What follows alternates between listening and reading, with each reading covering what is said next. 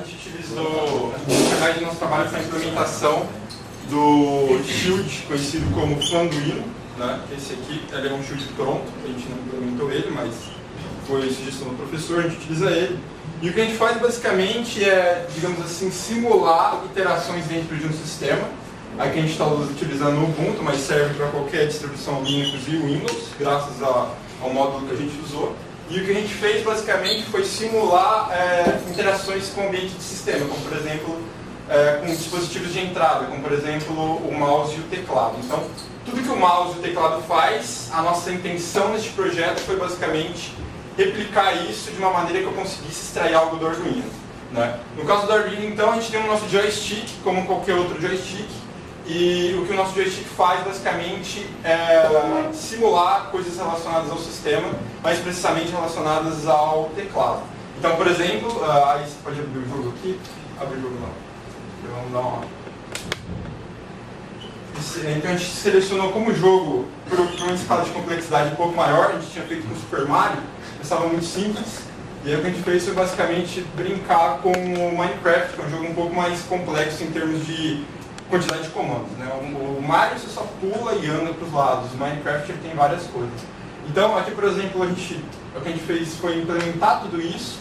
Isso são interações do sistema como se fosse um teclado. Então, quando eu faço isso aqui, quando eu vou para trás, por exemplo, vou para frente, estou com o controle invertido, mas quando eu vou para trás ou para frente, o que ele basicamente faz é teclar a tecla do teclado A, S, D, F, né, de direcionais. E aí, por exemplo, se eu quero aqui, eu abro o inventário, consigo brincar com o inventário aqui e interagir com ele. A gente também fez o botão aqui do joystick, né, aquele botão que a gente pressiona aqui. E aí você consegue brincar. Uma das questões que a gente fez de diferencial, basicamente foi que o Minecraft, além dos direcionais, ele tem também a câmera, né? Então move no mousepad mesmo primeiro. Olha, ele tem a câmera dele, só que no nosso caso a gente só tinha um joystick. A gente poderia ter conseguido outro, mas a gente não tinha, né? E aí o que a gente fez, agora você pode sentar aí, a gente fez um sistema de reconhecimento facial. Como a gente aprendeu bastante sobre simular ações com o mouse e teclado, né, a gente fez um sistema que simulasse a câmera do Minecraft. Então se o Vinícius ele ficar no centro do negócio, olha lá, ele para de mexer. Se ele ficar à direita, ele vai para a direita. Essa câmera vai para a esquerda, enfim. Então tem os 4 eixos como se fosse um plano cartesiano, e aí ele consegue brincar ali. Vai mais para o outro lado, aí para o outro lado. Isso, olha lá. Vai para baixo, agora estamos para esse nível. Desce. Não tô vendo nada comigo. Aí isso. O Vinícius não está contribuindo nisso. Mas foi testado. Quem quiser testar, funciona. Cadê a nossa brincadeira lá? Deixa eu ver. O problema é que eu não consigo ver daí, né, cara? Eu vou jogar essa câmera pra cá, porque senão eu não consigo ver essa parada. Aí, beleza. Então, se eu vou aqui para a direita, ele não está mexendo no jogo, né? Deixa eu ver aqui. Então, se no jogo, se der uma simples, aí não vai abrir. Beleza. Se eu venho aqui para a esquerda, ele vai para a esquerda. Se eu venho para baixo, ele vai para baixo. Se eu venho para cima, ele vai para cima, conforme aquele plano cartesiano que vocês viram ali, né? Então, eu consigo interagir com o jogo da maneira que eu quero. Por que a gente fez isso? Novamente, eu repito, porque a gente só tinha um joystick.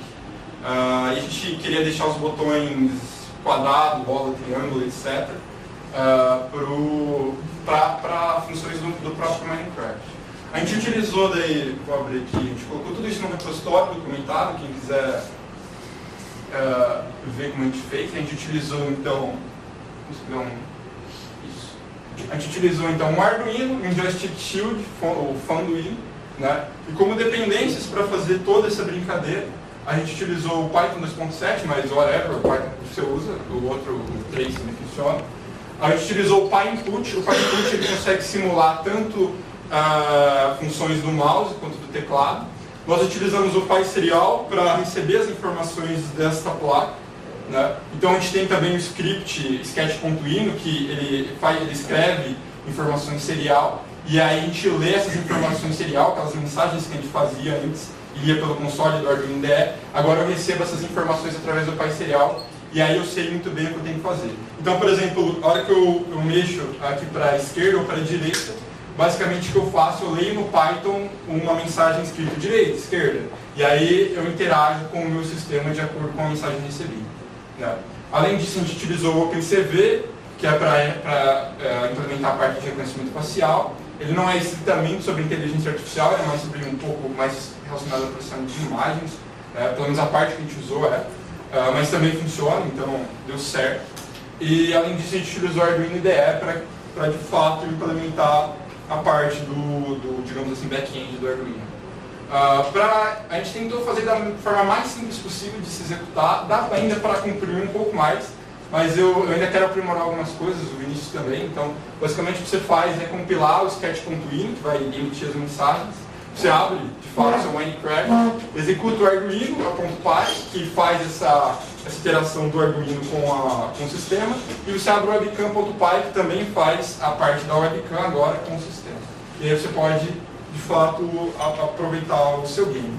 Como back-end, como banco de dados, na verdade o professor disse que seria de extrema complexidade fazer isso, porque realmente é um pouco chato mexer com isso aqui, mas a gente resolveu, e ele disse que a gente não precisava fazer o banco de dados, mas a gente resolveu fazer utilizando o Minecraft. Então, se vocês notarem, a gente está dentro de um servidor ali, ó, o FromChat, essa aqui é a minha conta, né? E aí o que eu fiz basicamente foi implementar funções dentro do meu servidor. E esse servidor, ele salva, por exemplo, informações do usuário e também ele aloca NPCs, bots, né? Como está ali o FromChat, ali um esqueleto e o Vinícius que é um porco, né? No jogo é um porco, tá? E aí, enfim, todas essas coisas relacionadas ao próprio Minecraft, a gente utilizou uma plataforma chamada Bukkit, e o Bukkit, ele emula um servidor. Não é do próprio Minecraft, da Mojang, é algo um pouco diferencial, onde a gente consegue usar plugins, scripts e tal. E esses plugins, esses scripts que a gente utilizou, eles fazem a parte de banco de dados, salvar informações do usuário, estabelecer aqueles NPCs ali e tal, tem várias coisas relacionadas a isso. Basicamente foi isso que a gente fez, essa é a nossa apresentação, Vinícius. Só isso mesmo. Só isso mesmo. Foi facinho fazer isso, né? Não falar nada aí. Na verdade, quanto a desafios, vamos lembrar, né, a vocês, o professor já acompanhou, mas talvez vocês não tenham visto. O problema que a gente teve bastante foi em simular de fato isso aqui, porque a gente tinha que botar isso aqui num listener, né, num while true da vida, e aí fazer com que o sistema, por exemplo, ele fosse para frente, parasse e não continuasse andando igual um maluco, foi meio complicado.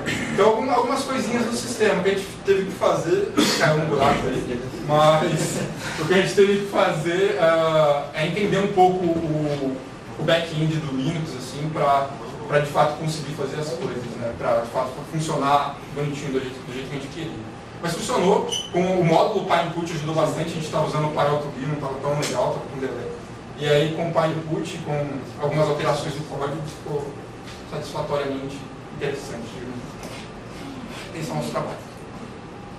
Dúvidas? Perguntas? Tem problema na hora que você apertava o botão e continuava apertando várias vezes? Você usou para depois? Tá. É bem curioso, porque na verdade o que a gente estava fazendo é o seguinte: a gente deixava o botão, por exemplo, para frente, a gente deixava ele pressionado. Existe um método chamado. Tem um método que você pressiona e solta, que é quando você faz isso, né? E aí ele abre o. Tem um método que você mantém pressionado para ele conseguir andar para frente e para trás. O que a gente fazia, a gente deixava pressionado e depois liberava a tecla, salvava dentro de uma variável até a última tecla pressionada e liberava ela ao final da execução, quando ela parasse de ser pressionada. O que acontecia é que, devido acho que, ao processamento ali dentro daquele while true, eram muitas teclas sendo pressionadas muito rapidamente, e aí ele não conseguia liberar todas de uma vez. Eu acho que o script não dava conta de liberar. O que a gente fez foi, em vez de salvar apenas uma variável, como a última tecla pressionada, a gente fez uma lista de teclas pressionadas. E aí, quando o joystick chegava ao centro, a gente iterava dentro dessa lista, liberando todas as teclas que estavam ali. E aí a gente conseguia, de fato, sanar esse problema, né, de talvez de execução, enfim.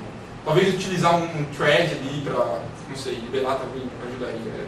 Foi a solução mais fácil, digamos assim. em vez de salvar em uma variável, o último tempo pressionada, a gente fez uma lista de variáveis pressionadas, e aí quando o joystick se encontrava ao centro, a gente liberava todas elas. Isso é basicamente isso. Mais alguma coisa? Quem quiser testar aqui, né? Olha, eu vou colocar um item a mais aí na folha, dizendo assim, ó, se não fizer pergunta, não vale a folha, tá? Como é que você tá hoje? Gente, o que vocês veem no trabalho deles de possibilidade de expansão? Para onde poderia ser aplicado algo como o que eles fizeram? Sim. Além de jogos, tá?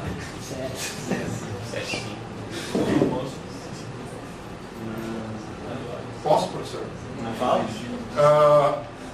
Assim, é claro que para computador é um pouco mais fácil, né? Porque a gente tem vários joysticks de pirataria, mas, por exemplo, eu tenho um Xbox One e no Xbox One um controle custa R$250, né? Um controle novo.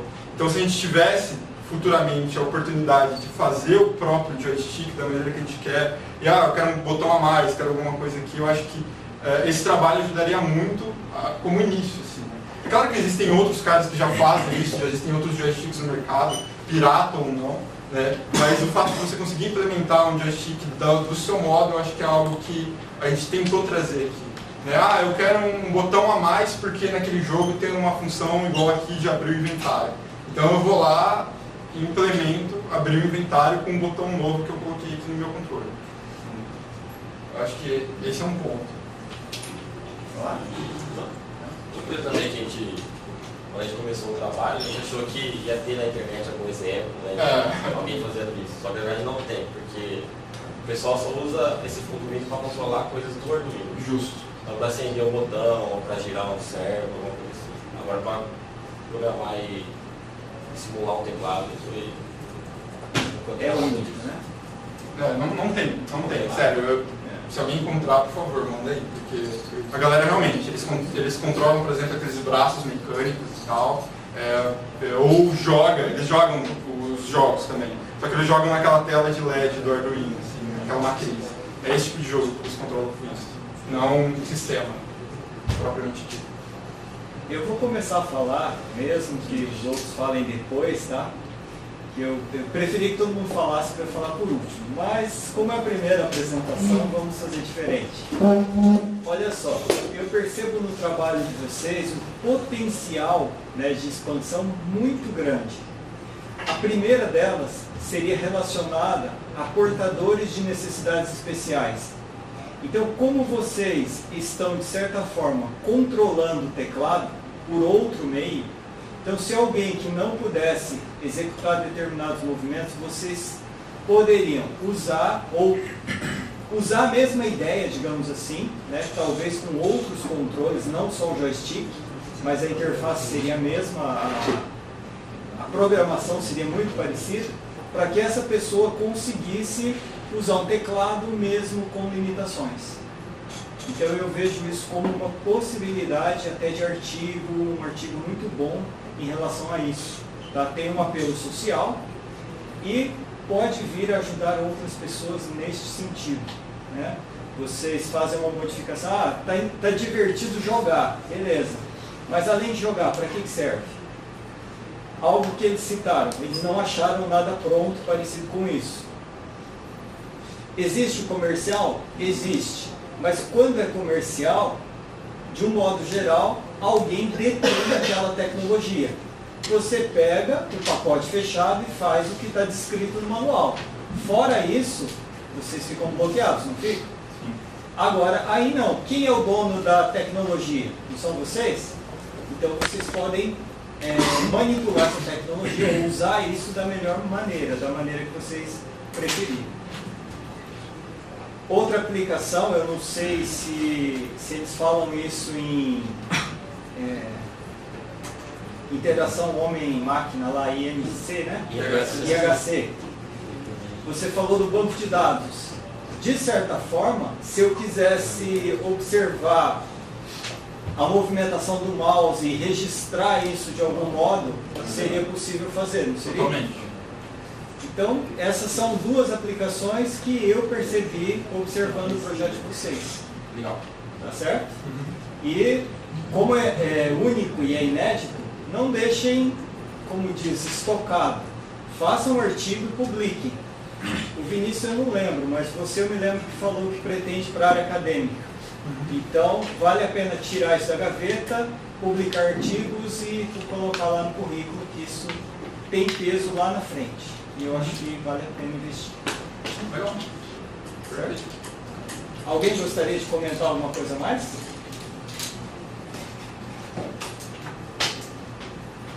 Ó,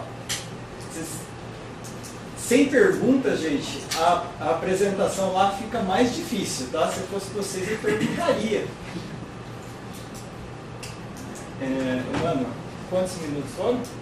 8:35? A apresentação dele, antes de perguntas, foram 8 minutos e 35. Como deu aproximadamente a metade, dei notas aí agora. Olha aí.